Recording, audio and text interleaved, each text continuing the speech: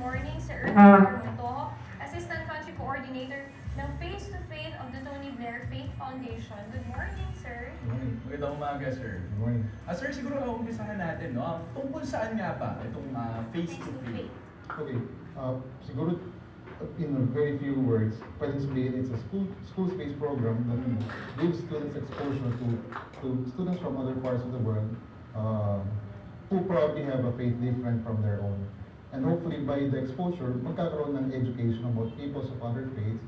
At pagka nagkaganon, hopefully magkakaroon ng kapayapaan, understanding in the world. So, sir, this is actually 2 years pa lang ito. 2 years pa lang. Nagkaroon ba kayo ng inspirasyon? Bakit niyo ito ginagawa? At anong objectives? Okay.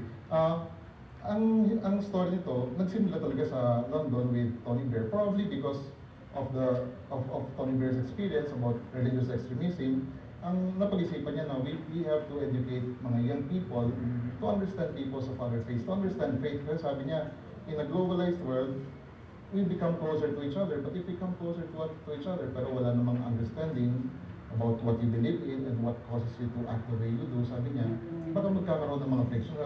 Tingin ko naman, talagang may mga instances na talagang nagkatotoo na you put people who do not understand each other together, magkakaroon ng conflict. Sabi ni Tony Blair, ang gagawin natin is, we'll make sure that people understand each other. So when you put them together in a globalized world that becomes increasingly small, then people will be able to talk to each other and will not be afraid of their differences. Sir, itong nasa screen natin ngayon, yan yung tinatawag nating face-to-face, no, na ginagawa sa isang classroom. Yeah. So, parang meron silang screen sa harap nila, parang Skype. That's right. Na video conference with another class from another country na That's iba right. yung pinaniniwalaan. Okay, this was special to the Philippines kasi hindi yan with the other countries.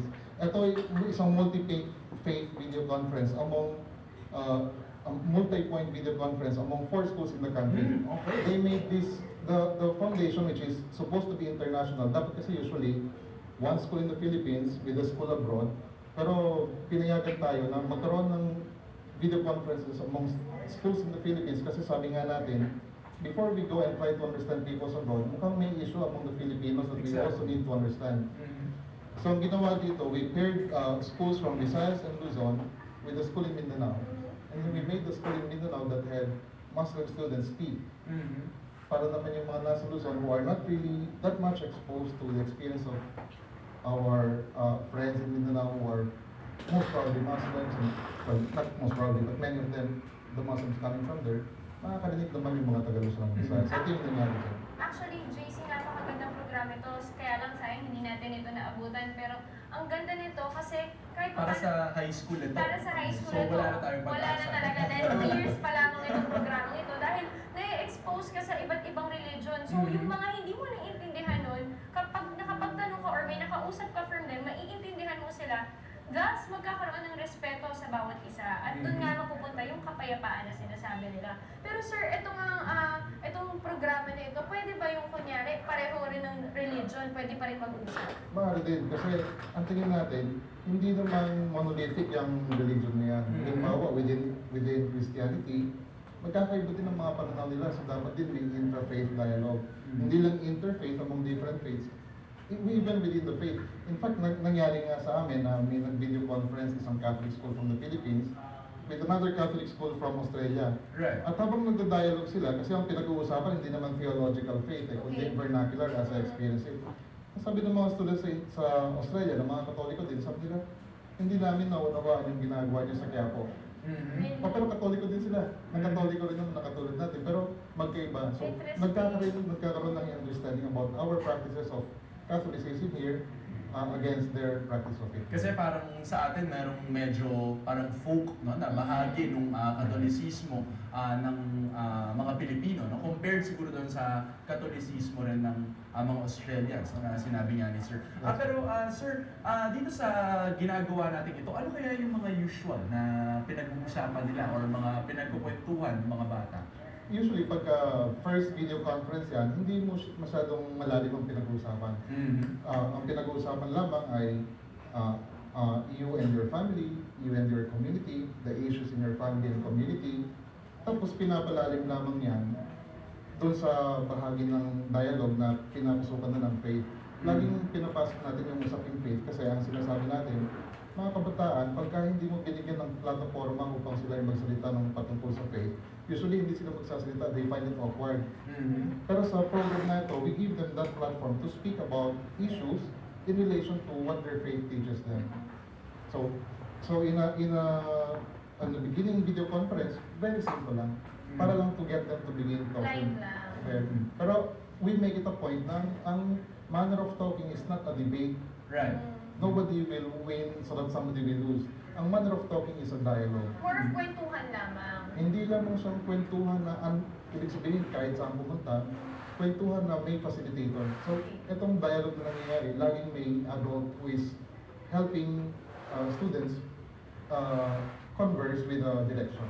Actually, nai-imagine ko nga na parang ang exciting nito para dun sa mga high school students. Kasi usually, di ba, kapag pinag-uusapan ng Islam, Buddhism, ang nakikita lang nila yung mga tinuturo ng teacher nila sa classroom with a blackboard. But religion is what's happening. No? So kaya siguro magandang experience nga ito at nakaka-excite para sa mga estudyante. Two points about what you had said, JC. So it's very exciting for the young. No, bumisita ako sa mga schools sa Visayas, sa Mindanao, and usually talagang gusto ng mga bata. And Brother Armin of the DepEd has supported the program because he signed an MOU with us. Ang problem lang yata is, and now that I'm here, probably the industry partners who might want to support the program will help support public schools. Kasi even if our students are exposed to technology outside of their schools, often we find out that in the public schools we go to, wala silang mga internet. And because the program makes use of technology, kahit gusto ng mga bata matuto in this sense, it's not possible for them. So, right. Yeah, so what we're doing now is we're trying to look for industry partners that can help, particularly mga public schools, so that they could also. Actually, maganda rin na ma-expose din sila dito. And I believe you have 19 branches po, so do you plan to expand? Actually, we have, now in the country, there are 28 schools that are already part of it. They are big private schools, there are also government schools that are part of it. So, talagang puso-puso ang sharing ng program. Kasi yung program na ito ay naka-align dun sa goal ng DepEd for K-12. One of the goals of the DepEd K-12 program is to make our students globally conscious. Na hindi na lamang sila local citizens, they're global citizens. So this program is going to help the DepEd achieve that goal. Sir, paano pong mangyayari dito, JC? Gusto ko lang malaman. Kunyari sa isang klase, isang oras po ba ito mangyayari itong face-to-face program? Or kunyari sa isang linggo, once a week sa klase? Ang program ay may mga components.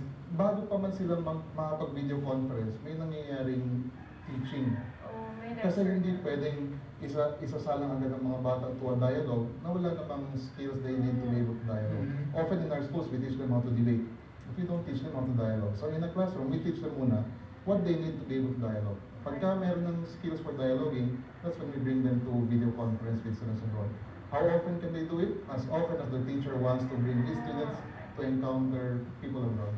At how many countries are we speaking of? Right now, we're looking at 27 countries. Many of them are Arab countries. There are countries from the Americas, Asian countries that are members of it. So talagang various ang experiences. So 27, no? 27 countries. And nakakatuwa talaga dito, Dayan, no? Ay isa talaga siyang alternatibong paraan, no? Para makilala mo yung iba't ibang kultura, no? Iba't ibang relihiyon, and to get exposed as well to different people. No? Actually, interesting to sir, kasi nabanggit nyo rin kanina na whether may faith or kahit yung walang faith, no? Ay pwedeng maging bahagi ng programa. That's right. So, in fact, nangyari lang may video conference with one Philippine school and a school in Salt Lake, Utah. Tumayo itong Amerikana at sabi niya, galing ako sa isang family na talagang very religious. At sasabihin ko sa inyo ngayon na ateista ako. Tapos dinagtanong yung mga bata ko, bakit ka ateista? Sabi naman ng lady from America, sabi niya, actually alam mo, hindi ko nga alam kung bakit eh. So, nung after the experience, nagtanong kami sa bata namin, ano tingin niyo ang nangyari dun sa babae ngayon? Sabi ng mga bata ko, ngayon siguro, on her way home, she's thinking, bakit nga ba ako hindi naniniwala? So, ibig sabihin, the faith helps you evaluate your beliefs. Rather, the program helps you evaluate your beliefs. Actually, marami talaga tayong, actually napakaganda nitong programa nito. Kasi JC, before, kailangan ko mag-travel, mag-research yun. Ito, as early as high school pa lang, na-expose ka na sa ganito. So, nakakatuwa. Since you're saying exposure, this happened, there was a teacher in one school in the Philippines who was teaching his students the history of India and culture of India. So what he did was, he got a school from India to video conference with his students. Ngayon, itong mga Indian students were teaching the Filipino students about their history and related information. Okay. Possibilities of the program. So, very interesting talaga, no? Actually, iniisip ko nga, Dayan, kung kunyari nung high school ako, meron kami mga kwentuhang mga foreigners, no? Baka Magka-crush ka magka-crush siya. So, feeling ko nga may excite talaga, no? Yung gusto mga ko, JC. high school kids. Dahil alam mo naman, very religious din ako, talagang active ako sa church. Gusto ko rin makilala yung mga ibang tao tulad nung nakakatuwang malaman na iba rin pala yung practice kahit pareho kayo ng religion. So, marami kong matututunan. Pero sir, ito ba wala kayong plano? Like, para sa mga college students, talagang high school students muna ang inyong... May tatlong parts ang Tony Blair Faith Foundation, tatlong programs. Itong program na ito is for the high school. For the college, ang ginagawa is mag-aaral sila. Tapos, apart from mag-aaral, yung pangatlong program is they live out what it is they learn. Okay. So, sa high school namin sinisimula na to expose them to learn about other religions by speaking. Sa college, medyo scholastic kasi talagang pag-aaralan nila. At anong school ngayon yung next na pupunta? Kasi I understand this is ongoing year-round. Pero ano yung next na school nga ba na pupuntahan natin, sir? Napakarami. There's De La Salle Sobel. Magkakaroon sila ng video conference next month. On 19, Xavier School will have a video conference. On September 5, mayroon na namang video conference among Philippine schools.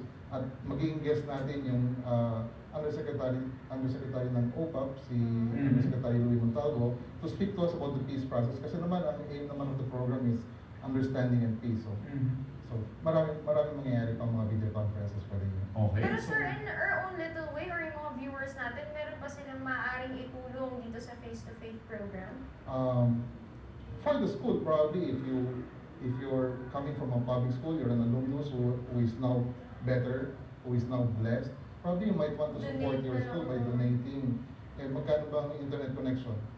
Nasa mga 1.5 a month? 1.5 If you per give, month. hindi naman humingi ang government school sa mga computers, meron sila. Wala sila May is mga connection. gamit, connection lang. So if you support your school with 1.5 a month, pwede silang mag-video conference. Count out March and April kasi wala namang mga bata doon. Siguro, sir, para naman sa ating mga administrators, no, faculty, tsaka mga private school owners na rin, paano nga ba nila maaari kayong makontak para makakuha nitong programa? Pwede silang pumunta sa website na face2faithonline.org, and then they can express interest in the program and they will send an email tapos i-forward din sa akin. Or they can write to philippines1@face2faithonline.org. Okay. And of course, sir, do you have any last message to our viewers? We'd like for you to, not only in the schools, but even at home, to make your kids learn how to speak about their faiths.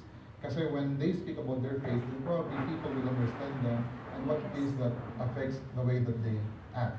Okay, so maraming salamat, Thank you so sir. much. At ini-encourage natin ang lahat ng private schools na talaga namang mag-participate dito sa programa. At hindi lang yan kung may magandang loob ka, sana sa mga public schools din para ma-expose din sila sa ganitong programa, makapag-donate tayo. Kahit man yung connection, yung internet connection.